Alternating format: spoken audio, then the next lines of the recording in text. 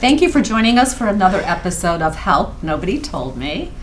I'm Jasmine Shapiro. I'm with Berkshire Hathaway Home Services here in the Chicagoland area. Here with my co-host, Jordan Kagan. He is the man of silver. Thank you. Welcome. And we are so excited to have Abra Berkley here with us. She is going to talk about legacy, jewelry, and life transitions and what really matters. And Abra, I know you from Shelle Jewelers. You helped me years ago, and you are my go-to person anytime I can convince my husband to take me there. Absolutely, and your gorgeous necklace that you're wearing now. Thank you. And I have to also say, Abra and I are friends. So this is one of the unique episodes where we both know the guest well and from two different parts of life. So welcome. Yeah. Thank you. You have the most interesting story. I remember the first time I met you. Well, first of all, you just locked my husband in because you told him about your grandfather and your family story. And I want you to share with our audience this story because it's so cool. Okay, so my little fun fact about me is my grandfather founded the Harlem Globetrotters. So actually Abra is the first four letters of Abraham. It was taken from my grandfather's name. And so this year is going to be 100 years. And with since Abe Saperstein started the Harlem Globetrotters. Yes. So it was not started in Harlem, was it? It was not started in Harlem. So it was actually started January 7th, 1927 is when they played their first game in Hinckley, Illinois. It was 5 Wendell Phillips High School players. And originally my grandfather had wanted to go to college, and he got accepted at University of Illinois. And he was one of 9. He was the oldest boy of 9. And he had worked 3-4 jobs, saved enough money to go to Illinois. And my great-grandfather said, all the money that you are spending on this college thing, you could pay off our house. And so he was at Illinois for 1 semester and then came back and did just that. But now he needed something to do. And so he always loved sports. So he paid off their house? Mm-hmm. And how did he do that? With all the money that he had saved to go to college. Oh, okay. He paid off their house. Okay. And so he came back, and he had gone to Lakeview High School. And as my mom said, that he had the most letters he loved sports than anyone. And I think maybe even to this day still stands at, I think he received 7 letters in high school. And so he had found he would go to the South Side, have pickup games and things like that. And he took this team of Wendell Phillips players and said, let's see if we can, do pickup games and travel around a little bit. And so the Savoy Ballroom that was located on the South Side, he went to them and said, hey, can you sponsor us with some uniforms? And my mom always explained it like a little league team with like a bar to promote. And so the Savoy Ballroom promoted them, put their name on it. They were the Savoy 5. And they would play in between the dancing that was going on at the ballroom. The players would play on the hardwood. Like the halftime and do that while people took a rest. Yeah. And so after that one season, the Savoy said, I didn't see an uptick in revenue from what you're doing, so I'm not going to sponsor you anymore.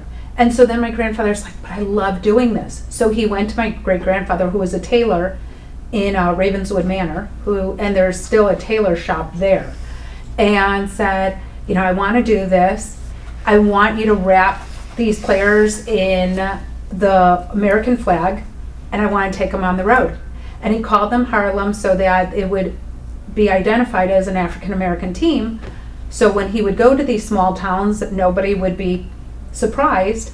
And his idea of globetrottering would be hitting Wisconsin, Indiana, Ohio, and 100 years later, they're actually sponsoring, doing commercials for McDonald's. So the Harlem Globetrotters this past week got to meet a very special religious leader in the world. Yes. Who did they meet? Well, they spun the ball on the Pope's finger this Pope past week. Leo. Pope Leo And from Schumacher. correct. And this Pope was the first time they ever met one? No, this is actually the fourth Pope they have Wow. Speaking of globe-trottering, met. Yes, and so all the way to Italy. all the way to Italy. And actually, the smallest audience that they've ever played for was Pope Pius, and it was an audience of one. Wow. So that was their smallest audience. And actually, one of the things, since we're getting into this, one of the things that I kind of wanted to touch on was that what I learned from my grandfather was about about people and how trusting people and that relationship building that he really formed with the players. And one thing that really sticks with me is my grandfather didn't have a contract with not one player on him that played for him. Not Meadowlark Lemon, not Curly Neal, not Will Chamberlain. He said, if you can't hold a man by his word, no contract's going to do that.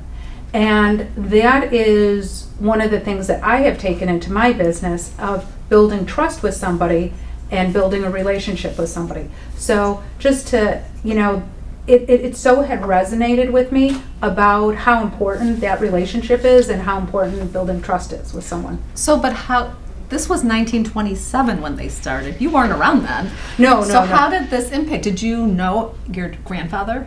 No, so I was named after him, so Right. he had already passed by the time I was Okay. born. So my mom loved, adored her father. And I, being the youngest, I was at the heels of my mom all the time.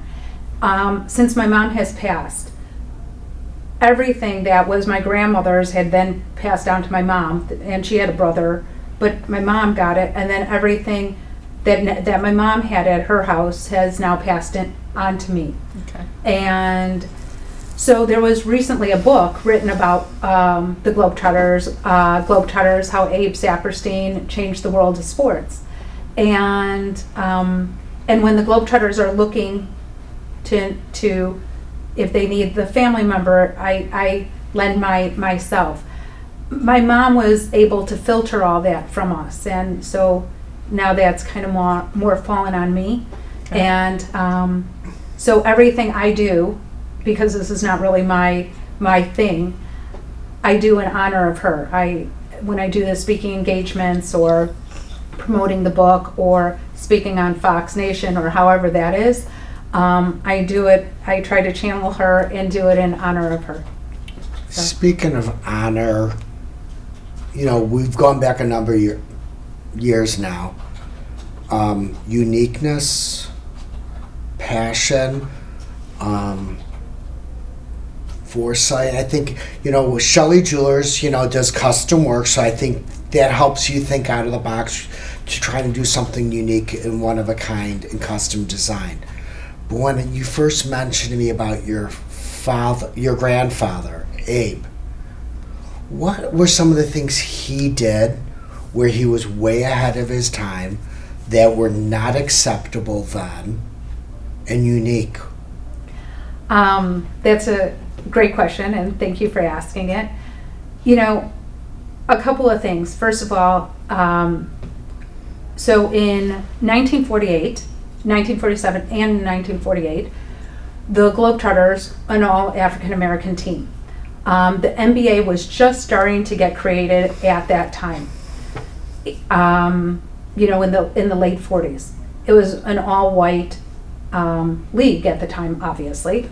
And in 1948, the Globetrotters played the Minneapolis Lakers. The Lakers, who we know now from California, were originally from Minnesota. There's no lakes in California. There are plenty of lakes in Minnesota. Yeah. So they were the Minneapolis Lakers. It was George Mikan from DePaul. The Great White Hope is what they called him. Huge. My mom actually called him her favorite babysitter, but that's a side note. So in 1948, the Globetrotters played the Minneapolis Lakers. It was that showstopper at the Chicago Stadium at the time, and basketball was the last major sport to get integrated because it was skin on skin. It wasn't baseball, it wasn't football, it wasn't pads, it was skin on skin. And actually what made that game so significant is actually George Mikan fouled Marcus Haynes, and he went to the ground.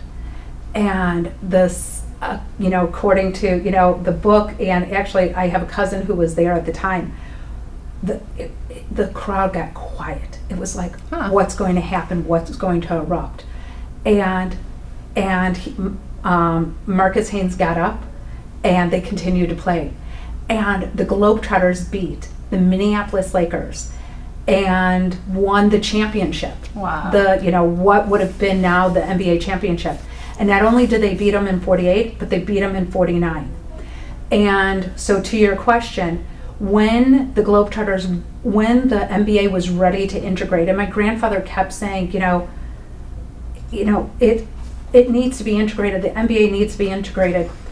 If anybody on this planet financially would have gained for keeping it segregated, it would have been him. But he was the first one to speak up and say, no, take mine and integrate the NBA. And Sweetwater Clifton, who was a Globetrotter, was the first one to sign an NBA contract and break the color barrier. Wow. So with that was one of the first. And then the second that is to what breaking barriers. My grandfather was started the ABL, and it was competition to the NBA. He did this because he felt that he was owed by the NBA a team. He had the Globetrotters, when the NBA was started, they were doing double headers. They weren't bringing in anybody. The NBA wasn't bringing in anybody. And so they asked the Globetrotters to play a double header with them so that people would come. And they first were playing the first game. The Globetrotters were playing the first game, but then everybody was leaving so they switched it. And so they had full stadiums, and people were watching the NBA and then stayed for the Globetrotters. And so my grandfather felt like he really had promoted the NBA and helped them. And he really wanted the California team. If not, he would have taken the Chicago team. He was part owners in the Philadelphia Warriors. So, but he wanted his own team. So he started the ABL, and George Steinbrenner, who owned the Yankees, was one of the owners with my grandfather. They wanted something they had the NBA, but he wanted something pizzazzy, something like the Globetrotters. So he created the three-point shot through the ABL. ABL, my grandfather fails. My grandfather passes away. The ABA then starts. That's when Dr. J came in, Artis Gilmore, Connie Hawkins came through the ABA. That's when the slam dunks and all that show, they took the stuff from the ABL for the ABA. And then the ABA got integrated into the NBA when Dr. J and them came into it.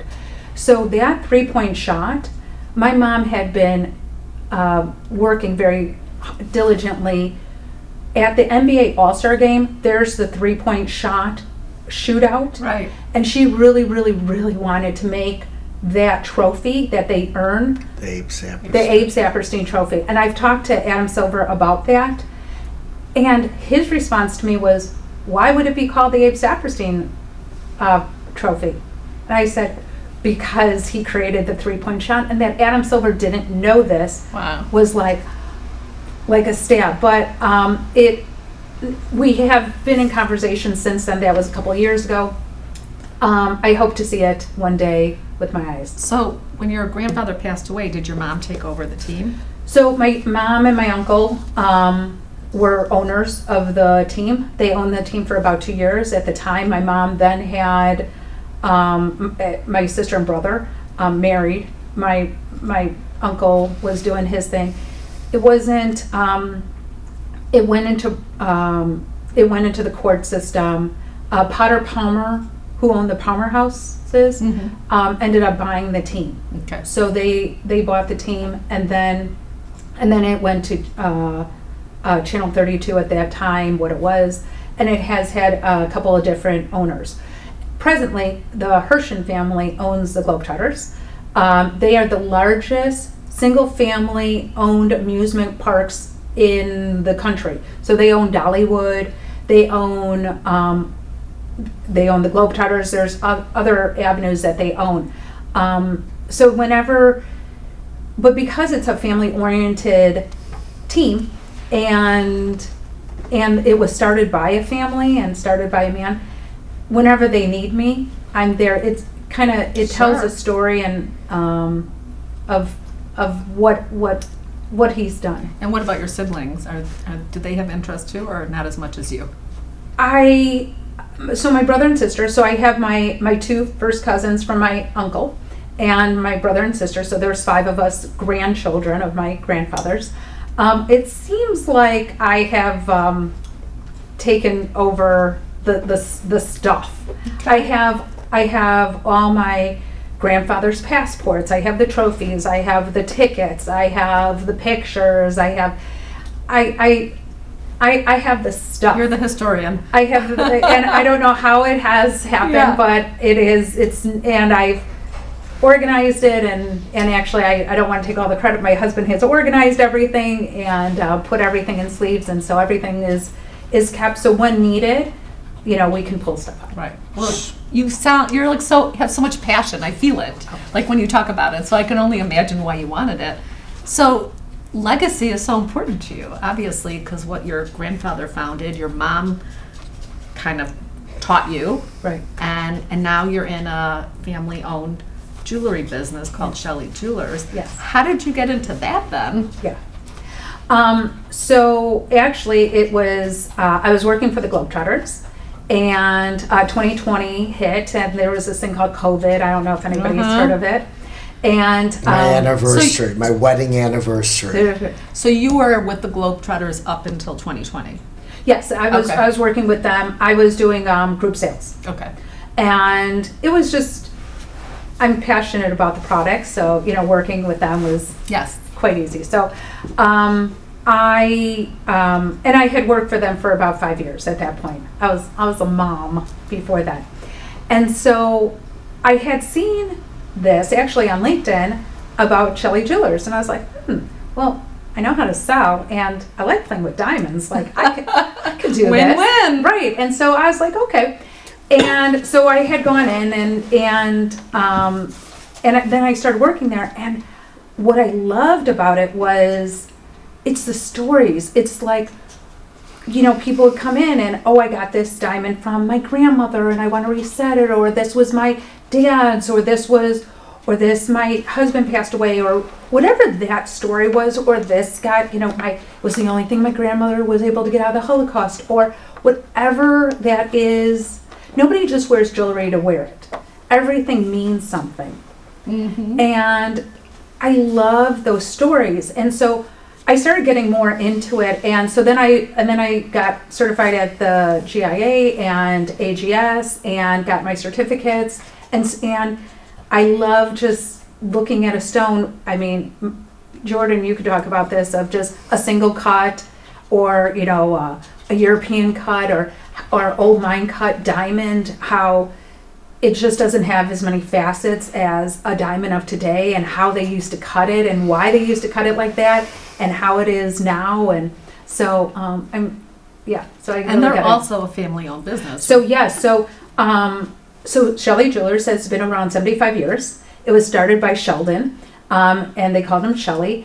And Manny is Shelle's son, and now Brian has taken over, who is Manny's son. So we're third generation. And Manny reminds me so much of my dad, and my dad had passed away in 2020. Mm-hmm. And the same shuffling, Manny's the heart of Shelle's, and it really feels like being at home with with all the mishpacha that it is. Family. Mishpacha means family. Yes. So just being in the store, and so it makes me feel really comfortable. Right. And I think that we can share your passion too, as far as if we're working with a client who, let's say, a family member passed away and they need to sell the home and they need to clean it out, and oh my goodness, we have silver that has been here, and we feel terrible parting with it. We bring Jordan in, and Right. we have a home organizer to help them kind of, Mindy, to help kind of figure out what are we going to do with everything, because we don't necessarily want to get rid of it all, but we have no use for it. Right. And then, selling the house and all the memories, and there's a lot that goes into it. Absolutely. So it's all legacy, really, right? Absolutely. And do I keep, and I often will say sometimes people are like, well, this chain is broken. I'm like, well, it still has value. And I often will say to people, if you don't need the money for what you're selling to me, Right. I will often say, take that money and find some way of creating new memories. Is it buying a new piece of jewelry? Some new Right. bling? Is it going on a vacation? Is it a Right. family reunion? But let's try to create some new memories from the old memories, and whatever that looks like. Right. And you have found a way of doing it with jewelry, sharing your grandfather's legacy, letting your mom live on as you're talking with Fox Nation. These are all different ways that people can translate things from generation to generation and keep things alive, keep things going. Right. Have you ever had somebody come in that brought in some jewelry and said, I don't like it, or I don't know what to do with it, it was my grandmother's, and what do you tell them then? Right. Are you able to repurpose it, or do you buy it, or what happens when you have situations like that? So absolutely. So most people come in, they might be a little confused, and they have their stuff. Right. And so I try to listen to it, let's go through it, and let's go through it slowly. And you don't need to know. When you come to see me, you don't need a game plan. We'll figure out a game plan together. That's why I'm there. And Do they start telling you stories about it? yes, yes, and that's what's so Right. fabulous. And if they're really emotionally attached to it, and that's why, it's not about the dollars. It's about Right. they remember seeing their grandma wearing this, or and there's so many stories. There were these three sisters that came in, and their grandma had a brooch, and one brooch, three girls, what are we going to do? And so what they ended up doing is we figured out how many stones there were in the brooch, and we made a diamond by the yard bracelet. So it was a diamond, we bezeled it around and made a bracelet. So all three girls had a piece of their grandma, and they all had matching bracelets that made them connected. I love it. And but that's just one story. And then what happened last week was this woman, been married 56 years. Her husband passed about a year ago. She's had her engagement ring on her hand for 56 years. And she felt funny still wearing the engagement ring because he wasn't around anymore. But she couldn't part from not wearing it. It was making her so sad. And her son's getting married in October. And she really wanted something to wear for her son's wedding. So I took the center stone that she had in it, and I put it in a ring, and I put more like a signet ring, and I put a lot of diamonds, different diamond-shaped diamonds around it. So when she picked it up last Thursday, when she picks it up, she looks at it and she sees that center stone, and she sees her husband. Aw. But if anybody else sees it, it looks like a fashion ring. Right. So it doesn't look like an engagement ring at all. Right. She's able to wear it on her engagement finger as, force, but it looks like a fashion ring. But here's the caveat. Her son knew how important this was, and he lives in Seattle. He called me and gave me his credit card Aww. and took care of the ring for his mom. So when she came to pick it up, I said it was completely paid for. Aww. And she, I mean, she was in tears and got out the, Kleenex and stuff like that. You always have to have that around. Right. But that's something that's so special. Her Right. son knew how special it was. She couldn't wait to wear it to his wedding. She had a new, fresh ring, but that still is her husband's. I thought you were So- going to say she used the stone. She let her son take the stone to use it for his new Yeah. bride. We've seen that before too. Yeah. For sure. Yeah. And that's beautiful too. But she really, he Yeah, was no, already, this is he was even already better, set. yeah. She had her stone just to, and she has it on her finger, and so I just checked in with her yesterday, and she's loving it. So I said, wear it in all good Yay. health. So now you're wearing some pieces that are from your mom and did. grandmother. Can you tell us about those? You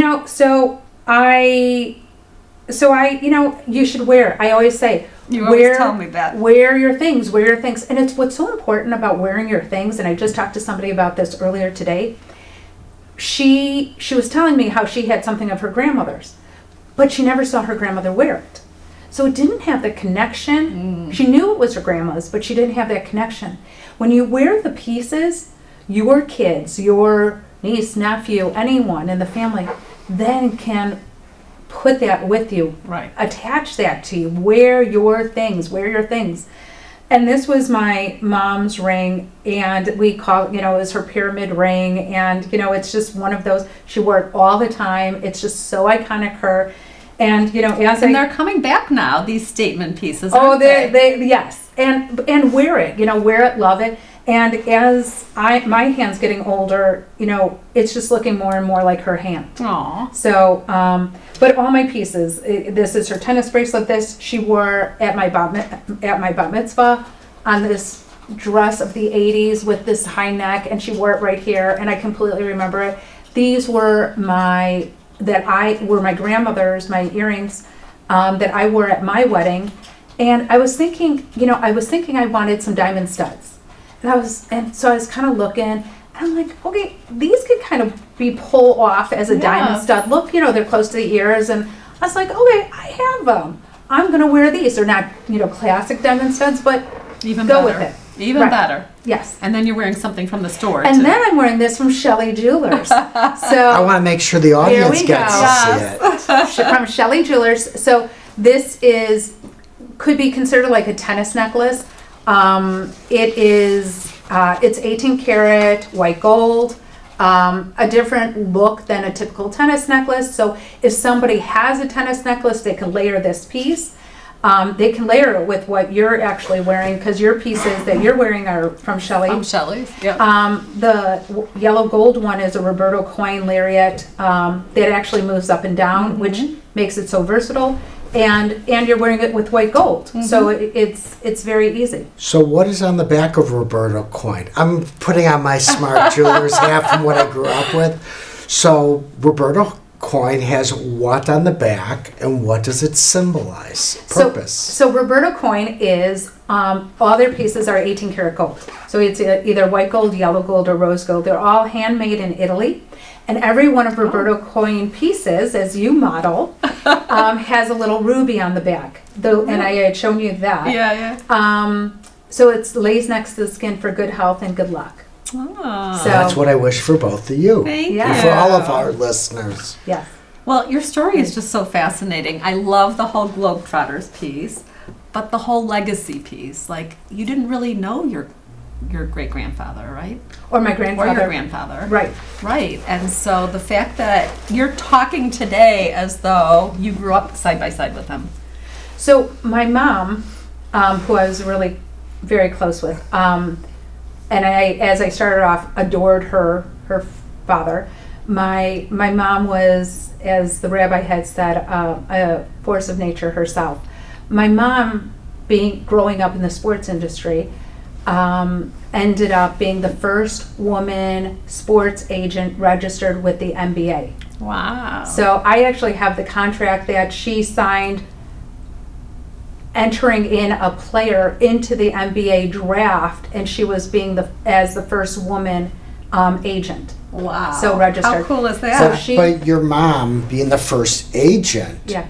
it's I think it just says exactly what your family's history is, because she was the first woman. But your grandfather no contracts with the players. These black players that were loyal to your grandfather, how much they respected your grandfather, but the feeling was mutual how he treated them. Right. So my grandfather, I'm glad that you had brought that up. My mom referred to the players as brothers. And, you know, when you're saying about the connection with my grandfather, the way I grew up, and I grew up in Lincolnwood, we always had, I mean, Meadowlark and Curly were at my house when I'd come home from school. Norm Van Leer, who was a former bull, got married at our house, and Jesse Jackson performed the ceremony, Wow. and I was his flower girl. Wow. And Bob Love, who recently passed away, who was a bull too, his story was, I was about 6 when this was all happening. And like we had matched, so Norm and his wife Nancy, they had jean tuxedos, because it was the time. And so in my dress was this little jean dress. And so Bob was there, and he said that I had crawled up onto the table, the buffet table, because it was at our house. And I was like this underneath the champagne fountain, and he like grabbed me like a football and brought me into the kitchen where my mom was. It was like, okay, this is who I found, and yeah. But he would tell this story, you know, as I was an adult, and I'm like, okay, we're kind of done with that story. So my mom, being the first, she started the Abe Saperstein Foundation. So it was a summer league camp, but then it moved into a summer league program at Malcolm X College. So my growing up was every Sunday and Monday, we were at Malcolm X College. I didn't realize Malcolm X was a man. I thought it was a college until like I had gotten way older. Right. Any Chicago guy played in the summer tournament. Reggie Theus, Mark Aguirre, Isaiah Thomas, Sonny Parker, Tony Parker, whose son just went into the Hall of Fame, Marcella Starks, all of the guys, Bob Love, Leon Hillard, all played in my mom's summer league. So Wow. being around this was just kind of part of the stuff. I love hearing this. I know. All right, we have a lightning round for you. Oh, okay, sure. Okay. So, one piece people should never rush to get rid of. I don't think you should rush to get rid of really any piece. Okay. I think you should, if there's any ifs, sit on it. I'm always here. Or come talk to you. Or come talk to us. Come talk to me, and let's have that conversation. Go home, think about it. I'll be here tomorrow. Come Okay. see me. I love it. Yeah. Most common emotional mistake people make.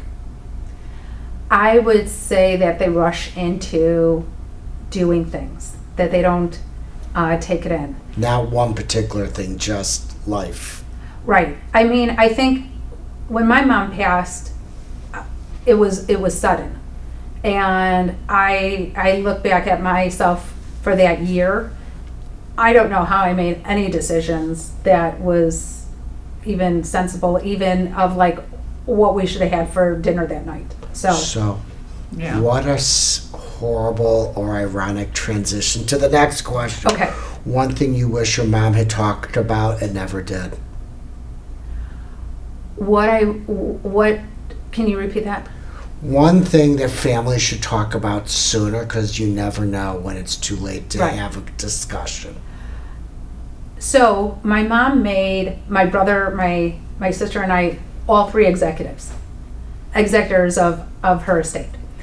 And That's tough. Yeah, because now you got 3 cooks instead of Right. 1 cook. And so literally, because it was so emotional when my mom passed, and none of us were ready, and none of us were emotionally even there. I mean, so emotional that it took us like 3 months to even go into her condo. And finally my brother was like, we got to do this. We have to go in and start. And I remember going into the kitchen, and her chair was just like pushed out, just like she had just gotten up from the table, because nobody had touched it. Wow. And nobody wanted to go there. And my brother just had to start like shredding papers of magazines that she had from, the 80s, just like we had to start someplace. Yeah. My mom had a lot of jewelry, and I had, because this is, before I had started at Shelle's, because this is something we can do for you at Shelle's. My mom's best friend was a jeweler, and what she did for us was put 3 piles in monetary groups, and that's just all that in our state. It was was the best thing, and literally we get we pulled out of a hat, you get A, you get B, you get C, there you go, and if something you didn't get, whatever, figure that out later, but that's how we had to do it. And now, going through it myself and at Shelle's, we're able to do that. I get it, and I can help somebody go through that, and we can separate what's not real, what's real, and take the part that's real. What do you want to do with that? Where do you want to work with that? Let's just sit on this for a minute, and kind of, I can walk you through that now. Right. Okay, one question people should ask themselves when going through jewelry. Do they have a sentimental connection to it? And if anybody else does, or does somebody remember that? I think that it's important to know those feelings. I think it's so much more than monetary. Sure. Because I can't remake this. I mean, I could, but it wouldn't be hers. Right. And it wouldn't be her finger size. Right. And you remember her wearing that. Right. And as you said earlier, it comes back to, do you have memories of someone wearing it? And as I think people go through their jewelry, one question, correct me if you disagree, but it's like, are you ever going to wear this? Do you have someone that's going to wear it?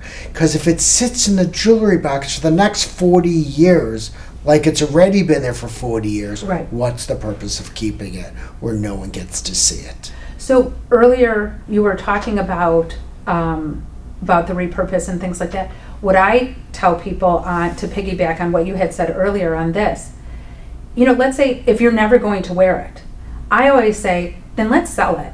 And if that was your grandma's piece, your grandma's going to buy you a new piece. Right. That is directly from her.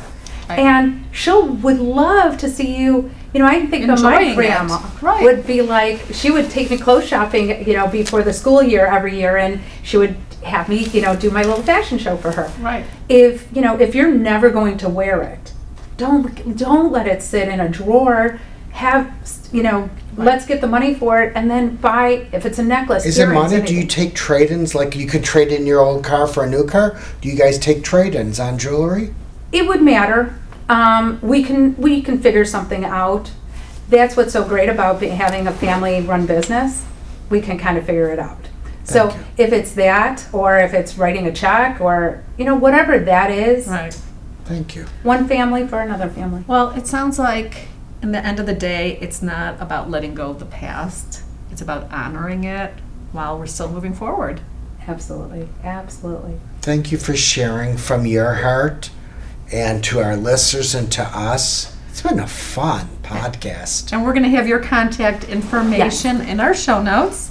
So if anybody found this to be something that maybe somebody they know would be interested in, please share it and subscribe.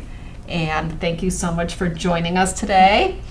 And thank you for tuning in to Help Nobody Told Us. And please make sure to stop by next week and listen to our next episode.